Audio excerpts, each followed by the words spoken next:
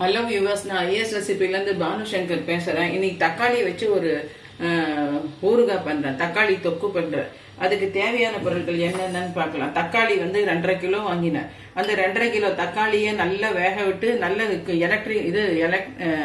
Pressure குக்கர்லேயே நல்லா ஒரு 5-6 city விட்டு எல்லாம் தோலெல்லாம் எடுக்க வந்துடும். தோலெல்லாம் எடுத்துட்டு அதுக்கப்புறம் அந்த பல்ப் எடுத்து மிக்சியில் போட்டு அடித்து அதை வந்து எலக்ட்ரிக் குக்கரில் போட்டு கலரினேன், கொஞ்சம் ஃபாஸ்ட்டாக ஆகும் அப்படின்ட்டு. அப்படி இல்லைன்னா இலுப்பச்சட்டியில் கூட போட்டு கலரிக்கலாம். கலரி இந்த சக்கை வரட்டி நம்ம பண்ணுவோமே பலாப்பழத்துக்கு, அந்த மாதிரி இதை வந்து வெறும் தண்ணியெல்லாம் எடுத்துட்டு வெறும் பல்ப்பு மட்டும் வச்சுருக்கேன். 2.5 கிலோ தக்காளிக்கு இவ்வளோ கிடச்சிது. இப்போ அதுக்கு வந்து மிளகாப்பொடி வந்து நான் ஆட்லேயே வறுத்து பொடிச்சது குண்டு மிளகாவத்தில் வாங்கி நல்லா வறுத்துட்டு அதை நல்லா பொடிச்சு வச்சிருக்கேன். அதில் வந்து காஷ்மீரி பவுடரை வந்து மிக்ஸ் பண்ணி வச்சிருக்கேன். நான் கலர் வந்து ரொம்ப நல்லா வரும். அப்புறம் இது வந்து வாசனையா இருக்கும் அப்படின்ட்டு. ஆற்றுல பிடிச்ச பொடினா கொஞ்சம் வாசனை நல்லா வரும், வறுத்து பிடிச்ச பொடினா வாசனை உண்டு. அப்புறம் கண்டிப்பா நல்லெண்ணெய் தான் வேணும். அப்புறம் தாளிச்சு கொட்ட கடுகு, மஞ்சப்பொடி துளியோண்டு தான், அப்புறம் பெருங்காயப்பொடி, கல் உப்பு, அப்புறம் கடைசியில போடுறதுக்காக ஒரு 2 ஸ்பூன் கடுகு பொடி. அது போட்டாதான் ரொம்ப நல்லது, டேஸ்டும் நல்லா இருக்கும், பார்க்கறதுக்கும் அழகா இருக்கும். இப்போ பாருங்க, இதெல்லாம் ரெடியா இருக்கு இல்லையா, நம்ம ரெடியா வச்சுக்கிட்டா பண்றது ஈஸி. இந்த கடுகு வெடிக்க விட்டுச்சு.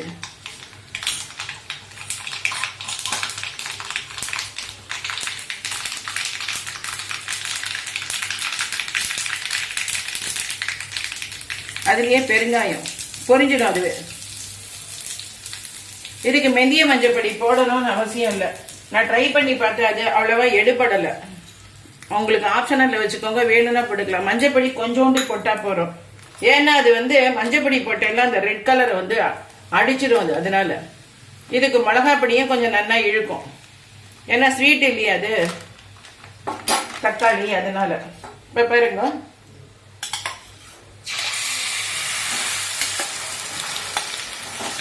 இப்ப இதை நம்ம ரெடியா பண்ணி வச்சுட்டோம்னா நமக்கு வந்து பண்றது ஈஸி.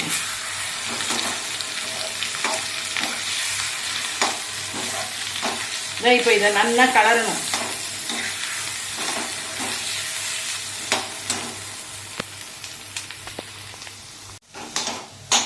மிளகாப்பொடி போட்டாச்சு. இதோ பாருங்க, உப்பு போடுறேன். இதுக்கு ஒரு திட்டமா போட்டுட்டா போறோம். அதுக்கப்புறம் வேணும்னா நம்ம டேஸ்ட் பார்த்துட்டு ஆட் பண்ணிக்கலாம். அதே போல எண்ணெயும் நான் திட்டமா தான் ஊத்திருக்கேன், வேணும்னா நம்ம கொஞ்சம் ஆட் பண்ணிக்கலாம் அப்படின்னுட்டு. இப்ப இது வந்து கொஞ்சம் நல்லா கலரணும்.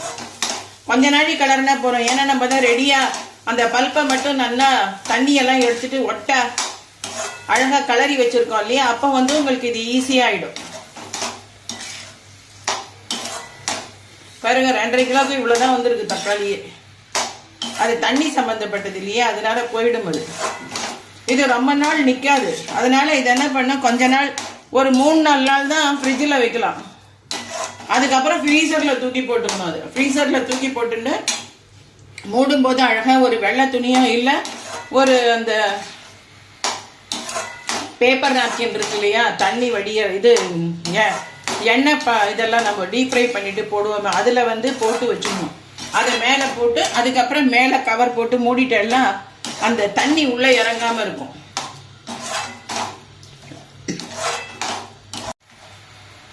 டிஷ்யூ பேப்பர் அதை போட்டு மூடி வச்சுட்டோம்னா உங்களுக்கு வந்து தண்ணி வந்து அந்த ஸ்வெட்டா அதெல்லாம் உள்ள போகாது. அந்த டிஷ்யூ பேப்பர் வந்து உள்வாங்கிடும். அப்புறம் நல்லா கலரி பார்த்துக்கோங்க. கொஞ்சம் எண்ணெய் வந்து மினுங்கலா இருந்தாதான் இது நல்லா இருக்கும். ஊறுகாய் தான் இதுவும், அப்படியே எண்ணெய் மினுங்கலா இருந்தாதான் நல்லா இருக்கும். அதுக்கு வேணும்னா ஆட் பண்ணிக்கலாம் நம்ம எல்லாத்தையும் கொஞ்சம் கொஞ்சமா. 2 ஸ்பூன் கடுகு பொடி போட்டேன் அதுல கடைசியில. ஆனா நான் போட்ட மிளகாப்பொடி உப்பெல்லாம் போறவே இல்லை, மறுபடியும் ஆட் பண்ணேன். கிட்டத்தட்ட 200 கிராம் மிளகாப்பொடி, நல்ல காரம் உள்ள மிளகாப்பொடி போட்டிருக்கேன். அந்த அளவுக்கு இது இதுவாயிருக்கு, இழுத்துட்டு இருக்கு. தக்காளி வந்து நல்ல ஸ்வீட், இதுல புளிப்பு வேற கிடையாது இல்லையா, வெறும் ஸ்வீட்டு தானே, அதனால அப்படி இழுத்துட்டு இருக்காது. இதை நல்லா சாத்துலையும் போட்டு பசின்னு சாப்பாடுல நம்ம தொக்கு மாதிரி சப்பாத்திக்கு நல்லா இருக்கும், பூரிக்கு நல்லா இருக்கும். அப்புறம் நம்ம இந்த பராட்டா, ஸ்டஃப்டு பராட்டா, வெஜிடபிள் பராட்டா அதெல்லாம் பண்ணானா அதுக்கு தொட்டுக்க ரொம்ப நல்லா ஏர்வையா இருக்கும், ஃபர்ஸ்ட் கிளாஸா இருக்கும். அது இதை வந்து நீங்கள் இந்த மாதிரி பல்ப்பை வந்து ஒரு நாளைக்கு முதல் நாள் பண்ணி வச்சுட்டு சக்கை மாதிரி பண்ணி வச்சுட்டேன்னு வச்சுக்கோங்க. மறுநாளைக்கு எண்ணெயை வந்து காய விட்டு கடை வெடிக்க விட்டு இதுக்கு வேணுங்கிற சாமான் எல்லாம் மிளகாப்பொடி மஞ்சப்பொடி எல்லாம் போட்டு அந்த சக்கையை பண்ணி வச்ச சக்கையை விரட்டி இந்த தக்காளி விரட்டியை தூக்கி இந்த எண்ணெயில் போட்டு கலரினெல்லாம் 10 நிமிஷம் தொக்கு ரெடி. உங்களுக்கு வந்து உடம்புல படாமையும் இருக்கும், அது ஈஸியாகவும் இருக்கும், அட் த சேம் டைம் நல்லாவும் இருக்கும். ஒரே முட்டை நம்ம பண்ணினோன்னா அது வந்து ரொம்ப டீடியஸாக ஆகிடும்.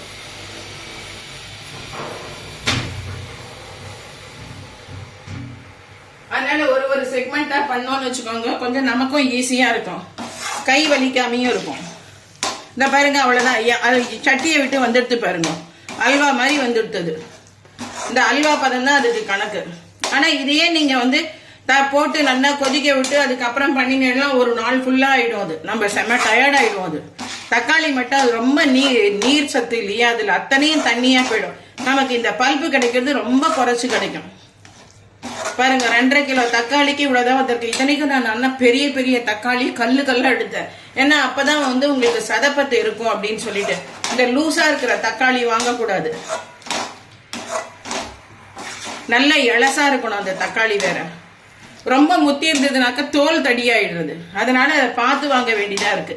3-4 நாள் போயிட்டு வந்துட்டு அதுக்கப்புறம் இப்பதான் கிடைச்சது எனக்கு அந்த மாதிரி ஊறுகாய்க்கு உண்டான தக்காளி.